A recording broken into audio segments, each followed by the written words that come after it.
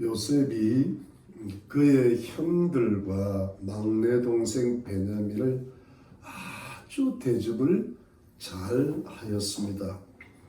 요셉은 형들을 집으로 초청했고 맛있고 풍성한 식사를 아주 대접을 잘 하였지요. 그래서 모처럼 형제들 모두가 한 자리에 모여서 즐겁고도 화기애애한 식사 자리를 가져드렸습니다. 그런데 여러분, 이 요셉이 또 무슨 음모를 꾸몄는가 하면, 물론 요셉이 일부러 한 것이고 어떤 선한 목적을 가지고 한 것이지요. 자신의 청지기를 시켜서 각 사람의 자루에다가 양식을 댈 수 있는 대로 많이 넣으라고 하면서 이번에도 양식을 사려고 가지고 온 돈을 다시 자루에 도로 넣게 하고, 그리고는 여기에 더하여서 요셉이 사용하던 은잔을 막내 동생 베냐민의 자루에다가 함께 넣으라고 했던 것입니다. 청지기가 요셉의 명령대로 몰래 일을 했던 것이지요. 그리고 이제 다음날 아침이 되었죠. 요셉의 형들과 베냐민이 아침 일찍이 새벽 동이 틀 무렵에 길을 떠나는 거예요. 가나안 땅 집까지 가려면 한 열흘 길이니까 재촉하는 거죠. 갈 길을 재촉하면서 나귀에다가 양식 자루를 싣고 이제 떠난 것입니다. 물론 이들은 요셉이 어떤 음모를 꾸미고 있는지 전혀 눈치를 못 채었지요. 아니나 다를까요? 요셉의 형제들이 길을 조금 가고 있었을 때에 멀리 가지도 못했어요. 요셉의 청지기가 자기들을 잡으려고 찾으려고 뒤쫓아 왔지요. 그러면서 아주 자신들을 심하게 책망하면서 너희들이 어찌 선을 악으로 갚느냐고, 너희들이 정말 악한 사람이라고 하면서 우리 주인이 너희를 그렇게 환대해 주었는데 너희들은 우리 주인이 늘 마시면서 또 점치는 데 사용하는 은잔을 도적질해 갈 수가 있느냐고 막 책망하면서 화를 내는 겁니다. 물론 이 요셉의 청지기의 이 말도 사실 요셉의 명령을 받고는 일부러 억지로 과장해서 책망하며 화를 내는 것이지요. 일부러 요셉의 형제들을 도둑으로 몰아가는 것이거든요.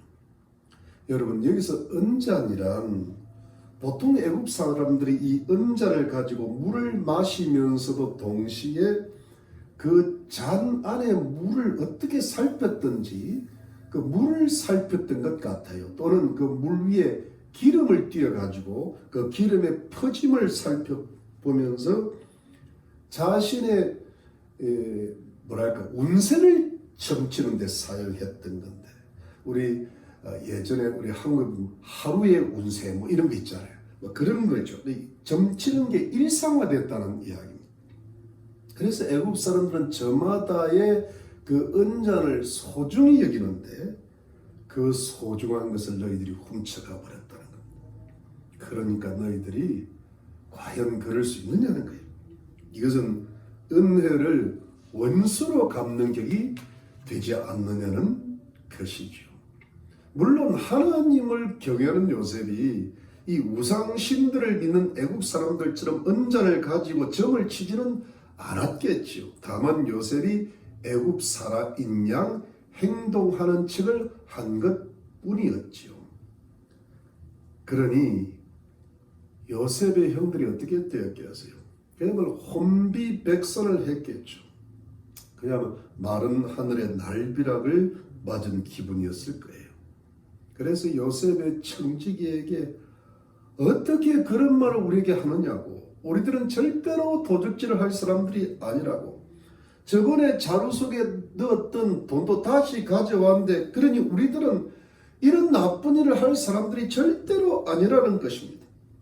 그러면서 이 요셉의 형들 베냐민도 같이 자신들이 도둑질을 절대로 안 했다고 하면서 하는 말이 본문 9절이, 여러분 9절 한번 보시죠. 9절에 보니까 종들 중 위기에서 발견되든지 그는 죽을 것이요 우리는 우리 주의 종이 되리이다.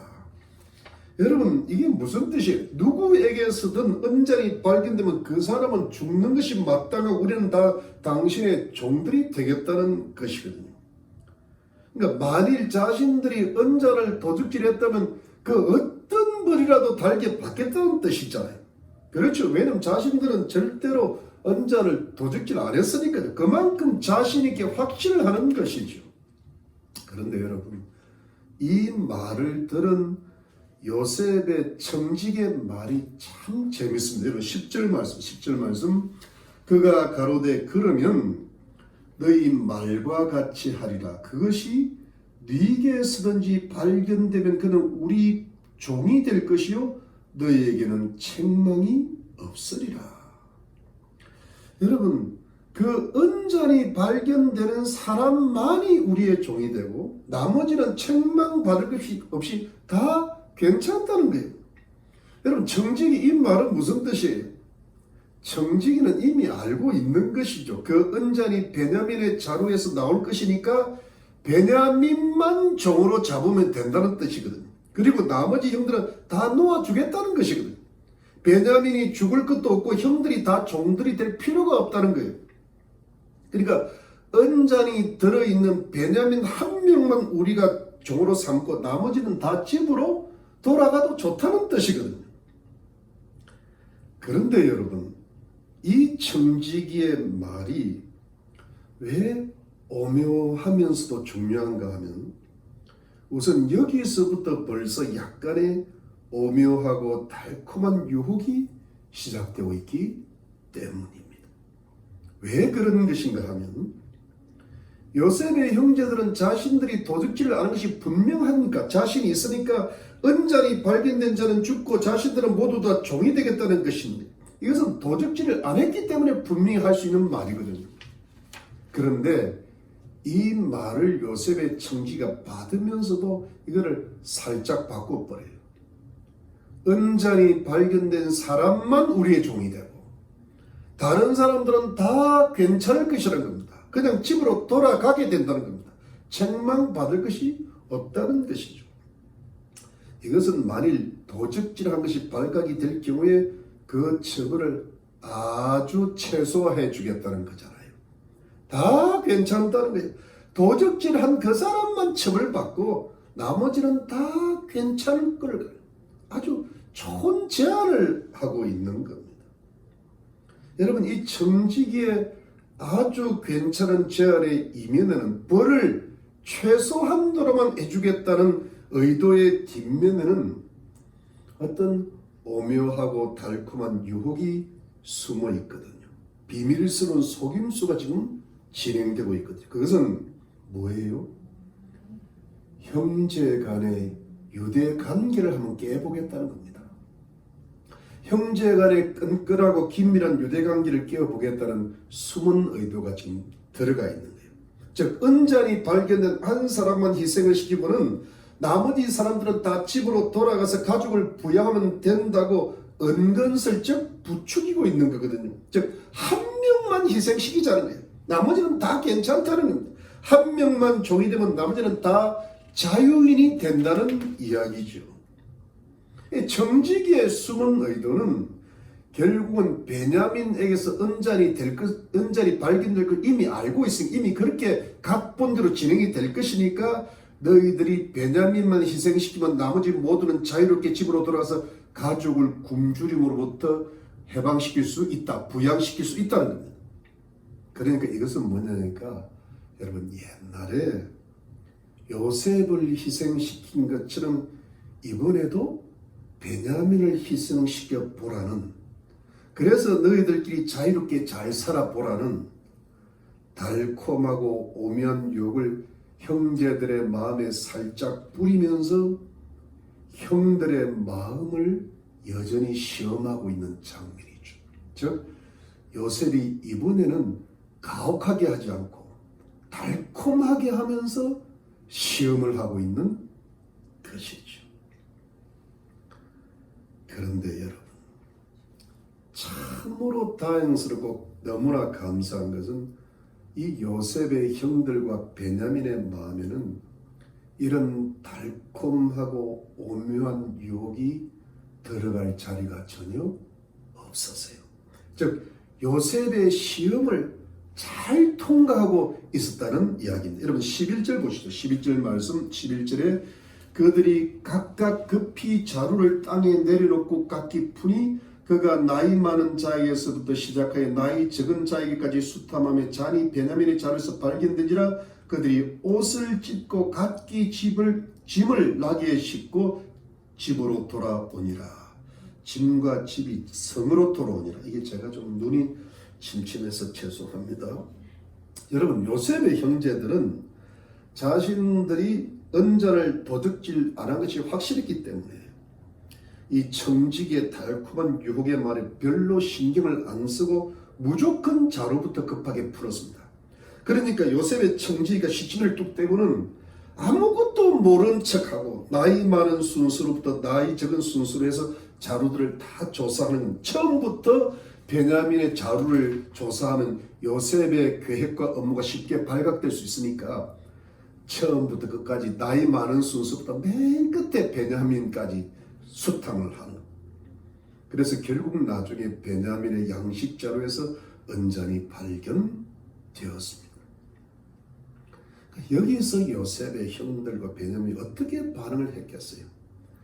모두 다 옷을 찢었다고 했죠. 옷을 찢는다는 것은 괴로움과 애통을 표현하는 방식인데요. 참으로 괴로워진 거예요. 그리고 모두가 다시 짐을 싣고 다시 애굽으로 돌아왔지요. 그런데 여러분 여기서 우리가 조금 생각해야 할 것은 요셉의 형들의 이 모습이 이전과는 확실히 달라요. 베냐민에게 책임 자체를 묻지를 않아요. 베냐민에게 왜 도둑질을 했느냐고 베냐민에게 따져 물을 수 있는데 묻지를 않습니다. 달라진 모습을 보이고 있습니다. 물론 베냐민만 희생시키고서 자신들만 가나안 땅으로 돌아오지 않는 것은 당연하죠. 그냥 다 같이 슬퍼하면서 다 같이 괴로워하면서 다 같이 옷을 찢고 다 같이 애굽으로 돌아왔습니다. 형제들 간의 유대관계 절대 깨어지지를, 서로 비판하고 판단하지를 않습니다. 형제들의 유대관계를 깨어보겠다는 청지기의 달콤한 제안과 오묘한 유혹은 이들에게 전혀 더 이상 통하지를 않고 있었던 것이죠. 이것은 20여 년 전에 형들이 요셉을 미워하고 죽이려고 노예로 팔았던 때하고는 분명히 달라진 모습입니다. 그동안 20여 년 동안 요셉의 형들에게는 어떤 일들이 있었는지 신앙적으로나 인격적으로 변화되고 성숙된 모습이 보이기를 시작한 겁니다. 요셉의 형들은 분명히 무엇인가 변화되고 있었던 것입니다. 이제 드디어 요셉의 형제들이 요셉의 집에 도착을 했는데요. 요셉이 이들을 다 기다리고 있었던 거예요. 그러면서 형들이 오자마자 요셉을 다시 엇박지릅니다. 너희들이 어찌 나한테 이럴 수 있느냐고. 나를 이렇게 악하게 대우하냐. 근데 내가 점을 잘 치니까 너희들이 도적질한 사실을 알아내었다고 하면서 형제들을 무조건 도둑으로 몰아세우는 겁니다. 그야말로 요셉의 형제들이요, 꼼짝없는 죄인으로 잡히게 되었어요. 아주 도둑놈들이 된 거예요. 이제 영락 없이 모두가 감옥에 갇히거나 노예들이 될 판입니다. 그야말로 요셉의 형제들은 한순간에 인생의 밑바닥으로 떨어질 운명에 처하고 말았습니다. 여러분, 만일에요, 이들이 다 노예가 되거나 감옥에 들어가게 되면 그러면 이들의 가족들의 운명은 어떻게 되는 겁니까? 아버지 야곱은 어떻게 되겠고 가족들 어떻게 되겠어요? 그야말로 아내와 자식들이 어떻게 되겠어요? 아버지 야곱은 슬픔에 기가 막혀 돌아가시게 되고 모든 가족들은 결국 굶주려 죽지 않게 될까요? 그야말로 온 가문이 망할 수도 있는 그런 최대의 위기에 봉착하고 있거든요. 그런데 여러분, 상황이 이 정도가 되니까 상황이 너무너무 안 좋아지게 되니까 바로 이때에 딱 나섰던 사람이 누구일까요? 그 사람이 유다입니다. 유다가 이 중요하고 이 절망적인 순간에 나섰어요. 그리고 유다가 무슨 말을 했던 것입니까? 여러분 16절 보시죠. 16절 말씀에 16절에 유다가 이르되 우리가 내 주께 무슨 말을 하오리까? 무슨 설명을 하오리까? 어떻게 우리의 정직을 나타내리까? 하나님이 종들의 죄악을 적발하셨으니 우리와 이 자리 발견된 자가 다 내 주의 종이 되겠나이다. 여러분 이게 무슨 뜻입니까? 자신들이 할 말이 없다는 거예요. 자신들이 이 상황을 설명할 수가 없다는 거예요. 자신들이 분명히 도둑질을 안 했는데도 불구하고 그 정직함을 도저히 밝힐 수 있는 길이 없다는 겁니다. 그러면서 유다가 한 말이 뭐예요? 하나님께서 자신들의 죄악을 적발하셨으니 은잔이 발견된 자와 우리 모두가 다 같이 당신의 종이 되겠다는 거거든요. 우리 모두가 다 같이 당신의 노예가 되겠다는 것이거든요.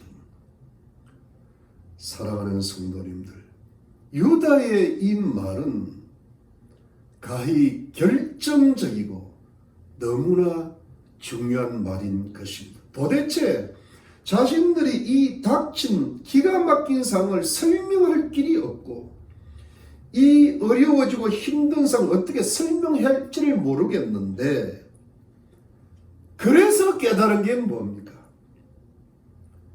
하나님께서 하셨다고 하는 겁니다. 하나님께서 자신들이 20년 전에 동생 요셉을 죽이려고 했고 노예로 팔아서 아버지 야곱을 속였고 사람들을 지금까지 20년이 넘도록 속였던 그 죄악을 하나님 지금 드러내시고 계신다는 겁니다. 그리고 그 밖에 여러 가지 죄들도 포함된 것으로 보이죠. 세겜 땅에 수많은 사람들 살인을 했다든가 르우벤의 간음이라든가 세상을 살아가여 가난의 풍속을 따랐던 모든 죄들을 그러니까 그 유다가 그런 죄를 저질렀고 그리고 다른 사람들의 죄는 나와 있지 않지만은 르우벤과 유다와 모든 사람들이 얼마나 그동안 20년 동안 많은 죄를 저질렀겠어요. 이것을 하나님께서 다 드러내고 계시다는 것이죠. 그래서 하나님께서 우리들의 죄악들에 대해 보응을 하시고 벌을 주시고 있으시다는 것입니다. 이것은 분명히 하나님께서 자기들을 향하여 하고 계시다는 것입니다. 그래서 그러므로 우리들이 그 하나님의 벌을 달게 받을 것이라는 것입니다. 그래서 우리들이 다 당신의 종들이 되겠다는 것입니다. 언자리 발견된 베냐민뿐 아니라 우리가 다 같이 당신의 종이 되겠다고 이야기를 하고 있는 겁니다. 그러니까 유대 관계를 깨지 않으면서 그 죄를 벌을 감수하겠다는 뜻이죠. 사랑하는 성도님들, 이 유다의 말이 왜 이렇게 결정적이고 중요한 말인가 하면 유다가 이 인간적으로 상황적으로 기가 막힌 상황을 설명하기가 힘드는데 인간적으로 빠져나가기 힘든 상황을 이 인생의 막다른 골목에서 자칫하면 야곱의 가문 전체가 멸망할 수 있는 가문의 위기 속에서 이것을 어떻게 풉니까? 어떻게 해결합니까? 오직 거룩하신 하나님 앞에서 영적으로 풀어나가고 있다는 사실. 오직 하나님 앞에서 영적으로 신앙적으로 풀어나가는 것입니다. 여러분, 거룩하신 하나님 앞에서 영적으로 신앙적으로 풀어나간다는 깊은 의미가 무엇입니까? 그것은 거룩하신 하나님 앞에서 자신들의 추악한 죄악들을 깨닫는 것이죠. 하나님께서 하나님의 은혜로 그 죄들을 깨닫게 해 주시는 것이죠. 그래서 자신들이 알면서도 진실로 회개하지 않고 숨겨놓았던 죄들을 깨닫게 되는 것이죠. 또는 자신들이 죄를 지으면서도 죄인 줄도 몰랐던 그 죄들을 이제야 비로소 깨닫게 되는 것이죠. 이것이 죄를 깨닫게 하시는 하나님의 은혜로 된다는 것입니다. 빛이 어둠에 비치면 어둠에 있던 사물들이 드러나듯이 하나님의 은혜의 빛이 임하니까 그 속에 숨어 있었던 또 숨겼던 죄들이 환히 드러나는 것이죠. 그래서 그 죄를 하나님 앞에 진실로 회개하는 것입니다. 하나님께서 자신들의 죄를 적발하시고 다 드러내셨다고 고백하면서 진심으로 회개하는 것이죠. 이것이 하나님의 은혜로 되는 것이고 이것이 거룩하신 하나님 앞에서 영적으로 신앙적으로 인생에 막힌 기가 막힌 문제들을 풀어나가는 방식이죠. 그리고 성도님들, 하나님 앞에 진실한 회개는 단순히 감정적으로 후회하는 것뿐만은 아니에요. 회개란 것은 후회도 하고 반성도 하지만 반드시 그 다음에는 행동이 따르는 것입니다. 내가 죄를 끊는 것까지가 회개예요. 내가 죄로부터 돌아서야지요. 내가 죄에 대해서 죽어야죠. 예수 그리스도의 십자가와 함께 나의 그 죄가 죽고 사망하는 것이죠. 그것이 하나님의 은혜로 되는 것이죠. 그리고 하나 더 성도님들, 진실로 하나님 앞에 회개한 사람들의 참된 특징이 한 가지가 있는데 그것은 죄로 인한 하나님의 보응을 내 죄 때문에 하나님께서 내려주시는 벌들을 그것까지도 달게 받고 감수하겠다는 것까지입니다. 그러니까 그 죄의 결과에 대해서 책임을 지는 모습을 보여주는 것까지예요.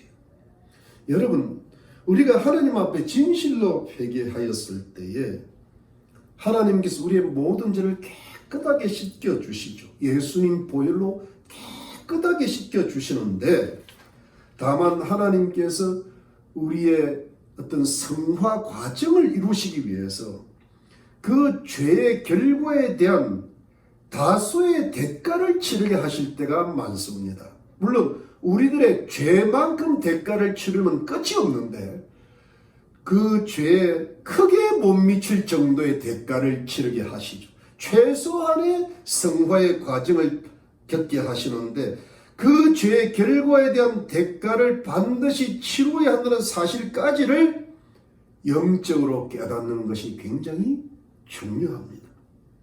그런데 이 죄의 결과에 대한 대가를 치르는 그 인내의 과정을 겪어야만이, 그리고 우리의 삶이 어떤 성화의 과정을 겪어야만이, 참된 회개의 과정을 통과해야만이 비로소 마침내 하나님의 회복케 하시는 풍성한 은혜와 하나님의 새로이 풍성하게 부어주시는 엄청난 축복이 다시 임하게 된다는 사실이죠. 이것이 하나님의 영적인 원리인 줄로 믿으시기를 바랍니다.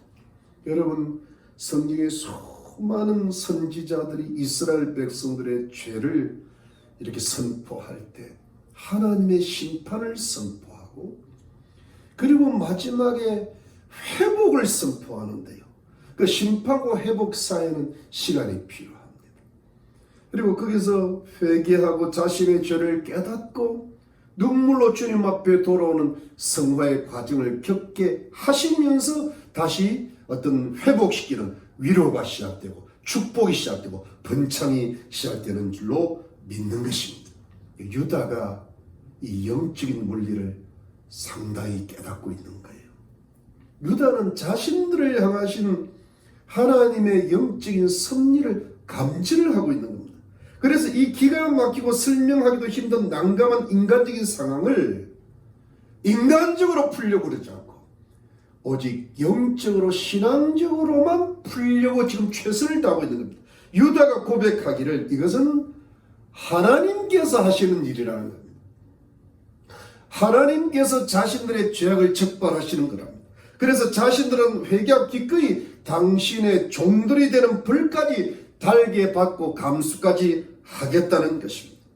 여러분, 유다가 이 말을 한다는 것은, 그 벌까지 달게 받겠다는 것은, 감수하겠다는 것은 실로 대단한 이야기거든요. 정말 이렇게 되면 어떻게 됩니까? 자신들은 종이 될 뿐 아니라 자신의 집안은 그야말로 쑥대밭이 되고요, 아버지 야곱은 어떻게 되고, 가족들이 어떻게 되고, 자식들은 어떻게 됩니까? 그런데 여러분, 유다가 그럼에도 불구하고 이렇게까지 말하는 데는 유다가 거룩하신 하나님 앞에 지은 자신들의 죄가 얼마나 큰 것인가를 영적으로 깨닫는 영적인 자각이 있었다는 거예요. 그러니까 이 죄가, 하나님 앞과 인간 앞에 짓는 죄가 얼마나 큰지를 아는 거예요. 이 죄가 저주를 불러올 수 있다는 걸 너무나 잘 알고 있는 사람이 유다인 거예요. 유다가 밝게 아는 것이 뭐예요? 이렇게 해야만, 이 죄에 대해서 분명하게 진실하게 회개하고 넘어가야만이 거룩하신 하나님 앞에 진실한 모습을 정직하게 보여드려야만이 결국은 공의와 사랑의 하나님께서 하나님의 풍성하신 긍휼을 베풀어 주시고 자비와 축복을 자신들에게 크게 베풀어 주실 수 있다는 것까지도 알고 있었다는 겁니다. 저주에서 축복으로 바뀌는 원리를 알고 있었다는 거예요. 여러분, 유다가 이 정도로 어디서 깨달았을까요? 아마 여러분, 유다는요, 그 전에 가나안 땅에서 가정생활에 큰 실패를 했던 사람이잖아요. 그래서 겨우 회복이 됐던 사람, 그래서 엄청난 영적인 교훈을 얻었던 것으로 보이죠. 유다는 하나님을 믿는 신앙이 약해지고 타락을 했죠. 아버지 야곱의 집을 떠나 우상 숭배와 도덕이 타락한 가나안 족속과 친하게 지내면서 결국은 도덕이 타락하고 영적으로 약해지는 가나안 여인 이방인하고 결혼하고, 그래서 악한 두 아들이 먼저 죽어버리고 결국 아내도 죽어버리고 그야말로 험한 꼴을 봤던 사람이잖아요. 심지어 어떤 음란의 악을 행하다가 며느리 다말과의 사이에서 쌍둥이 아들까지 낳는 일이 생겼는데, 그래도 그럼에도 불구하고 며느리 다말의 큰 믿음과 유다의 정직한 인격 하나 때문에 하나님의 크신 은혜를 받아가지고 천신만고 끝에 정신을 차리고요, 영적으로 회복되고 아버지 집에 돌아오게 되고 하나님의 축복을 받아서 그 아들들이 예수 그리스도의 어떤 조상이 되고 어떤 그 영적인 회복을 이루는 가문이 되고, 이런 것을 경험하면서 자신의 그 죄 결과의 엄중함을 경험하게 되고 동시에 또한 하나님의 크신 은혜를 경험하고 살고 있었는데, 그래서 다시 아버지 집에서 신앙을 회복하고 살았거든요. 이제 와서 이런 극심한 흉년의 때에 요셉의 일로 아주 어려운 상황에 닥치게 되니까 유다가 지나간 삶 속에서 배웠던 영적인 깨달음이 발휘되고 있는 겁니다. 이것은 인간적으로 풀어서는 안 된다. 오직 거룩하신 하나님 앞에서 영적으로 신앙적으로 진실하게 정직하게 풀어나가야 된다는 사실을 이미 유다는 알고 있었던 거예요. 그래서 하나님 앞에서의 죄와 그 죄에 대한 회개와 그 죄의 결과에 대해서 어떤 받아야 되는 벌을 달게 감수해야 된다는 영적인 문제로 보았던 것이죠. 그래야만이 이 문제가 풀린다는 겁니다. 그래야 하나님의 크신 긍휼과 은혜와 축복까지 풍성하게 받게 된다는 것입니다. 공의와 사랑의 하나님은 죄는 죄대로 가지만 은혜는 은혜대로 간다는 사실을 유다는 한번 경험을 깊이 했던 것이죠. 바로 이것이 유다의 영적인 성숙이었고 그 영적인 성숙의 배경이 되었을 것입니다. 이 유다가 이 정도가 되니까, 이 정도로 영적으로 성숙한 모습을 보이니까 유다와 유다의 형제들에게는 더 이상 달콤하고 오묘한 유혹이 들어갈 자리가 없었지요. 유혹이 안 들어가는 거예요, 더 이상. 여러분 17절 보시면, 17절 보면 이런 말씀, 17절 요셉이 가로되 내가 결코 그리하지 아니하리라. 자리 그 손에서 발견된 자만 나의 종이 되고 너희는 편히 너희 아버지께로 도로 올라갈 것이니라. 여러분 요셉이요 시험을 아주 확실하게 절대로 결코 그랬잖아요. 결코. 예. 저는 결코라는 말을 굉장히 좋아하거든요. 여러분 좀 죄송합니다. 가장 큰 코가 저는 결코라고 봐요. 멕시코가 아니고요. 진짜로 그러겠다는 거예요. 이것은요 아주 유다와 유다의 형제들의 그 어떤 영적인 마음을 한번 진짜로 테스트하고 들어가는 겁니다. 그러면서 은잔히 발견된 베냐민만 내 종이 되고 나머지는 다 편히 올라가는 이 평안은 샬롬이잖아요. 괜찮다. 걱정하지 마라. 베냐민은 한번 희생시켜보자. 그러면 너희들한테 아무 문제, 너희는 너무 잘 살게 될 거다. 그 말이에요. 모두가 다 종이 되는 것보다는 어찌 보면 이게 훨씬 좋은 어떤 현실적인 제안이 돼요. 어떻게 다 종이 되면 어떻게 되면 가문이 멸망하다. 그러니까 베냐민만 어떻게 하면 잘못되면 우리 다 괜찮으니까 뭐 다 잘못되는 것보다 나으니까 웬만하면 이 형들이 요셉의 제안을 받아들일 수 있는 상황이거든요. 그런데도 불구하고 유다와 그 형제들은 더 이상 달콤한 유혹과 현실적으로 합리적인 제안에 넘어가지를 않습니다. 왜요?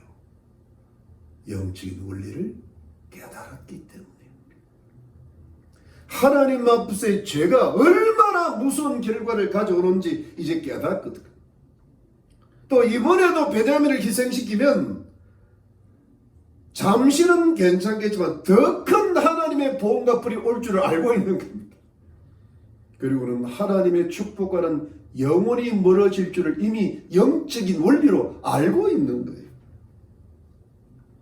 유다가 어떻게 확실하고 완전히 요셉이 이 무서운 시험과 그 시험 안에 숨어있는 오묘한 유혹을 완전히 벗어나는지는 다음 주일에 알려드리겠습니다. 그러므로 사랑하는 성도님, 오늘 우리에게 주시는 하나님의 교훈은 무엇일까요? 그것은 이것입니다. 우리 인생 가운데 시시각각 닥쳐오는 시험의 과정을 잘 통과하라는 것입니다. 여러분, 형들을 향한 요셉의 시험은 우리들을 향하신 하나님의 시험이라고 할 수가 있겠죠. 하나님은 여러 가지 사람으로, 여러 가지 사건으로, 여러 가지 환경 가운데 우리를 시험하고 계시기 때문이에요. 하나님께서 우리들의 신앙과 인격의 상태를 테스트를 하시는 거예요. 그래서 우리가 하나님의 말씀과 뜻대로 순종하는지 순종 안 하는지, 하나님 말씀을 지키고 사는지 안 지키고 사는지, 우리의 마음속 깊은 패부까지 지금 저울질하고 테스트하고 계시는 것입니다. 하나님께서 우리를 테스트하는 인생의 과정 속에서 그 하나님의 테스트를 잘 통과해야만이 하나님이 주실 축복과 상급이 정해지게 되는데, 그래서 하나님께 주시는 회복과 축복의 풍성한 은혜를 받으면서 사는 인생과 가문이 되는데, 여러분, 그 하나님의 시험 안에는 그 시험에 합격을 하지 못하게 하고 좋은 점수를 받지 못하게 하는 달콤한 유혹들과 오묘하게 좋은 제안들도 은근슬쩍 들어가고 있는데, 여러분, 당장 눈에 보이는 이 모든 세상의 유혹을 다 물리치고 하나님께서 나의 신앙과 내 마음의 인격의 깊이를 저울질하시고 테스트하실 때에 이 모든 하나님의 테스트를 잘 통과하는 비결이 무엇일까요? 그것이 무엇일까요? 그것은 이것입니다. 거룩하신 하나님 앞에서 나의 죄를 생각하는 것. 이것이 기독교의 핵심입니다. 성경의 핵심입니다. 거룩하신 하나님 앞에 선 죄인 된 나입니다. 이것을 성경이 가르쳐 주시는 거고 성령께서 이걸 하시는 겁니다. 성령이 우리한테 가르쳐 주신 게 뭘까요? 내 죄를 생각나게 하시는 겁니다. 내 죄를 깨닫게 하시는 겁니다. 죄를 책망해 주시는 것이 성령의 역사인 줄로 믿습니다. 이것이 하나님의 은혜로 내 마음에 비추어 주시는 성령의 빛이고 하나님의 은혜인 줄로 믿으시기를 바랍니다. 여러분, 거룩하신 하나님께서 우리 인간에게 주시는 최고의 은혜가 무엇입니까? 내 죄를 깨닫게 하시는 거예요. 이것처럼 큰 은혜는 없는 겁니다. 그 죄를 씻어야만이 하나님의 크신 축복의 길로 나아갈 수 있거든요. 영생봉, 우리 죄를 씻음받고 성화되고 하나님이 주시는 축복을 받고 영원한 생명도 얻고 하늘나라의 영생복락을 얻을 수가 있기 때문입니다. 그리고 내가 하나님 앞에 진실로 그 죄를 회개하는 거죠. 그 죄를 진실로 하나님 앞에 무릎 꿇고 고백하는 거예요. 여러분, 죄를 끊는 것도 인간의 힘으로 되지 않고요. 특별히 그 사람이 끊을 수 없는 그 죄들이 있어요. 그거는 인간의 힘으로 불가능하기 때문에 바로 그것을 놓고 하나님 앞에 기도하는 거예요. 그 기도를 얼마나 하나님이 기쁘게 받으신지 몰라요. 천군 천사들이 오는 거예요. 성령을 부어주시는 거예요. 그래서 내 힘으로 아닌 성령의 권력으로 그 죄를 끊어내는 하나님의 은혜가 임하는 줄로 믿으시기를 바랍니다. 그리고 죄의 결과를 기꺼이 감수하시고, 이 죄의 대가, 이 벌은 하나님께서 내게 주시는 최소한의 벌이니까 그렇게 믿으시고, 당장 손해를 좀 보시더라도, 당장 힘든 상황이 있더라도 기꺼이 감당하시고 인내하시고, 여러분, 그 죄의 결과를 인내하는 것도 하나님의 은혜로 되는 거예요. 하나님께서 꼭 붙들어 주셔야 인내가 되는 거지. 그 하나님 탁 놔버리시면 그냥 못 참고 떠나가 버립니다. 이렇게 인내의 시간이 다 차게 되면, 하나님의 은혜의 시간이 차게 되면 우리는 반드시 마침내 하나님의 회복케 하시고 축복하시는 하나님의 크신 사랑과 은혜를 받으시게 되실 것입니다. 이것을 믿음으로 희망 가운데 살아가는 거예요. 기대하며 살아가는, 기도하며 살아가는 하나님의 위로와 상주심이 반드시 있을 것을 믿으시기를 주님의 이름으로 축원합니다. 이렇게 영적으로 신앙적으로 살아가야만이, 이렇게 하나님 앞에서 믿음으로 살아가야만이 내 인생의 여러 가지 막힌 문제들을 풀어나가야만이 하나님께서 우리의 인생의 모든 문제를 풀어주시는 은혜를 받게 되죠. 그 가정을 풀어주시고, 그 자녀의 막힌 거 풀어주시고, 그 부모 형제 친척 구원받지 못하는 것도 풀어주시고, 그 산업이 잘못되는 것도 풀어주시고, 그 건강의 병들도 풀어주시고, 범사를 풀어주시고 형통케 하시는 하나님의 축복을 누리시고 경험하게 되실 줄로 믿습니다. 그러므로 사랑하는 성도님들, 하나님 앞에서의 나의 인생의 진실이 뭐예요? 여러분, 우리 인생의 진실이 하나님 앞에 뭘까요? 그 무엇보다도 나의 죄를 진실로 회개하는 겁니다. 뭐 건강도 필요하고 물질도 필요하고 자녀들도 잘 돼야 돼. 그건 다 두 번째, 그 죄를 회개하면 그 문제는 해결이 되기 때 있거든요. 죄를 회개하는 게 진실. 우리가 성경을 믿는 게 뭡니까? 죄를 회개해야 된다는 거예요. 회개하라 천국이 갖고 왔다 그러지. 여러분, 요한계시록 7교회를 향하신 주의 뜻은 회개하라는 거예요. 뭘 회개합니까? 내가 하나님보다도 세상을 사랑하고 의지했던 죄들을 회개하고, 내가 하나님의 말씀과 뜻에 불순종하고 나의 욕심과 뜻을 따랐던 살았던 죄들을 회개하고 내가 하나님 앞과 사람 앞에 지은 모든 은밀하고 악하고 위선적이고 외식적인 죄들을 하나님 앞에 내어놓고 진실로 회개하는 것이죠. 이것이 진실한 성도의 모습이고 이것이 신령과 진정으로 하나님 앞에 예배드리는 것이고 이런 자들을 하나님이 찾으시고 기뻐하시고 사랑하시고 복을 주신다고 믿으시기를 바랍니다. 이런 사람들에게 성령의 권능을 충만히 부어주시는 것이죠. 그래서 사랑하는 성도님들, 하나님께서 주시는 인생의 모든 시험을 잘 통과해 나가시기를 바랍니다. 정말 하나님 앞에 진실한 성도가 되시고 다른 모든 것을 하나님이 다 알아서 형통케 해주실 줄 믿고 희망 가운데 하나님의 은총을 바라보면서 모든 문제를 우리가 인간적으로 이것도 저것도 하셔야 되겠지만 가장 핵심이 뭐예요? 영적으로 신앙적으로 풀어나가면서 하나님께서 여러분들의 인생 전반에 주시는 모든 분야에서 많은 열매, 좋은 열매를 맺으시기를 예수 그리스도 이름으로 축원합니다. 기도하겠습니다. 하나님 감사합니다.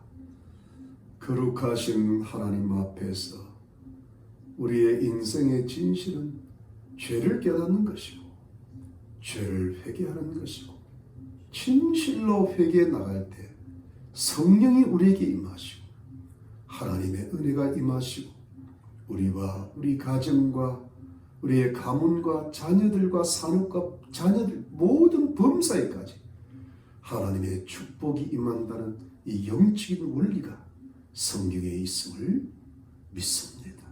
하나님 아버지, 우리가 종교적인 생활을 하지 말게 하시고 사람을 위선적으로 대하지 말게 하시고 정말 하나님 앞에 신령과 진정으로 예배드리고 사람을 진실로 대하기를 노력하면서 우리 죄악을 극복하게 하시고 성령께서 우리를 도와주시고 우리가 주님 앞에서 사는 사람들이 되게 하시고 주님이 주시는 축복 속에서 이 인생을 복되게 살아가는 복 있는 사람들이 되게 해 주시옵소서. 복 있는 가정이 되게 하시고 복 있는 산업이 되게 하시고 복 있는 자녀들이 되게 하시고 복 있는 인생이 되게 하시고 복 있는 교회가 되게 축복해 주시옵소서. 하나님께 영광을 올리드는 아름다운 삶을 살고 저 영원한 천국에서 영생 복락을 누릴 수 있도록 축복하시고 하늘의 아름다운 집에서 살아갈 수 있는 은혜를 베풀어 주시옵소서. 코로나 사태가 계속되고 있고 계속 모든 것이 아직은 정리가 되어지지 않습니다만 하나님의 은혜가 우리 시마의 교회 성도님들 한 분 한 분에게 임하시고 그 심령 속 깊이 임하시고 건강을 주시고 산업을 축복하시고 필요한 물질도 채워주시고 우리 자녀들의 영혼을 성령으로 이끌어 주시고 범사를 주께서 돌봐주셔서 이 어려운 속에서도 주의 백성들이 주의 날개 아래 평강하게 살 수 있도록 주의 백성들을 축복해 주시옵소서. 마귀와 싸우고 세상과 싸우고 자신의 죄악과 싸우면서 승리하는 그리스도인이 되게 하시고 깨어있는 그리스도인이 되게 하시고 종말에 주님 오실 때 다 주님 앞에 들림받는 하나님의 거룩한 백성들로 이기고 승리하게 도와주시옵소서. 주여 감사옵나이다. 그렇게 하실 줄로 믿나이다. 예수 그리스도의 이름으로 감사하고 기도하옵나이다. 아멘. 여러분 감사합니다. 우리 화요 성경 공부가 좀 미팅이 계속되고 있는데 여러분 열심히 참석하시고 빠지지 마시고 늦더라도 꼭 들어오시고 또 그동안 참석하지 못하신 분이라도 좀 들어오시면 좋겠습니다. 여러분 나라가 많이 힘들고 아직 대통령 선거가 좀 어지러운 것 같습니다. 기도 많이 해주시기를 바라고 가족과 이웃 위에 기도하시고 교회와 나라 위에 꼭 기도하시고 매일 성경 매일 기도에 반드시 힘쓰시기를 바랍니다. 추위가 다가오는데 감기 조심하시고 또 늘 승리하시고 건강하시고 평강하십시오. 우리 축도하겠습니다. 지금은 예수 그리스도의 놀라우신 은혜와 하나님 아버지의 지극하신 사랑과 성령의 위로와 교통과 충만하심이 하나님 앞에서 진실한 성도가 되고 신령과 진정으로 예배드리고 이웃에게 진실이 대함으로 하나님 앞에 우리의 모든 인생의 시험을 잘 통과해서 많은 축복을 이 땅에서도 누리고 하늘의 축복을 누리기로 다짐해 나가는 하나님의 거룩한 백성들과 가족들과 이웃들 머리머리 위에 지금으로부터 영원토록 함께 계실지어다.